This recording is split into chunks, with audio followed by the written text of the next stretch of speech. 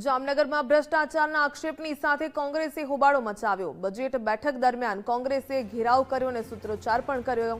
દરેક કામમાં 40% ભ્રષ્ટાચારનો કોંગ્રેસે ગંભીર આક્ષેપ લગાવ્યો। સ્ટેન્ડિંગ કમિટી નહીં, સેટિંગ કમિટી છે તેવું કોંગ્રેસે કહ્યું।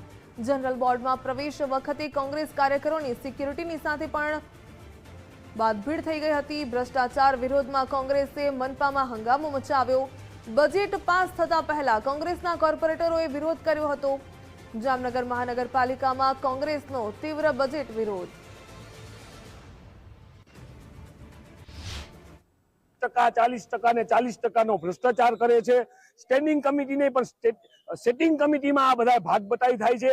ત્યારે જામનગર મહાનગરપાલિકાનું આજે બોર્ડ હોય, અપક્ષના સભ્યો અમારા વિરોધ પક્ષના નેતા સાથે જનરલ બોર્ડમાં જે અવાજ ઉઠાવવાનો હોય, પણ જામનગર શહેર સંગઠન દ્વારા જનતાનો જે અવાજ છે, જે જનતાના ટેક્સ રૂપી પૈસાનો જે બગાડ કરે છે, જે ખીચા ભરે છે ભાજપના ચેરમેન, મેયર અને શાસકો, એને ઉઘાડો કરવા માટે એ 35% ડાઉન જે કામો નાખે છે એને મંજૂર કરે છે।